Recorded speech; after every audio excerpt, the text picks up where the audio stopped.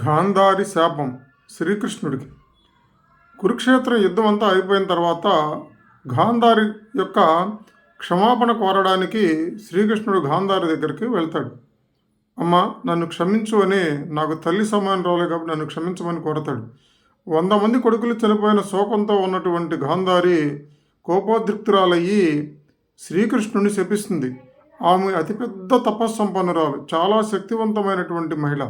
ఏమని శపిస్తుందంటే, నా కొడుకుల మరణానికి నువ్వే కారణం కాబట్టి నీ యొక్క మధుర సముద్ర గర్భంలో కలిసిపోయింది. నీ యాదవ వంశంలో ముసలం పుడుతుంది. నీ వాళ్ళందరూ సర్వనాశనం అయిపోతారు. నువ్వు దిక్కుతోచని స్థితిలో మరణిస్తావు. ఇదే నా శాపం అని చెప్పేసి ఆమె అంటుంది. శ్రీకృష్ణుడు చాలా సౌమ్యంగా, తల్లి, నేను దీన్ని అంగీకరిస్తున్నాను. నీ శాపాన్ని నేను అనుభవిస్తాను. ఎందుకంటే ఈ యుద్ధంలో నా యొక్క పొరపాట్లు కూడా ఉన్నాయి. దీని మూల్యం చెల్లించక తప్పదు. నేను ధర్మం కోసం నేను యుద్ధాన్ని నడిపించినా దానిలో భాగంగా కొన్ని తప్పులు చేయడం జరిగింది కాబట్టి దానికి ఈ జన్మలోనే శిక్షను అనుభవిస్తాను. నీ శాపాన్ని అంగీకరిస్తున్నారని ఆమెకు నమస్కరించి చెప్తాడు. అదేవిధంగా జరగటం వలన ఈరోజు కూడా మధుర సముద్ర గర్భంలో కలిసిపోయింది. శ్రీకృష్ణుడు ముసలం బాణంగా మార్చి చంపబడతారు.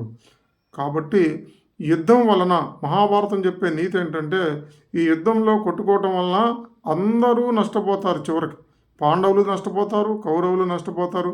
చివరికి సూత్రధారుడు కృష్ణుడు కూడా కొన్ని కష్టాలు అనుభవించక తప్పదు.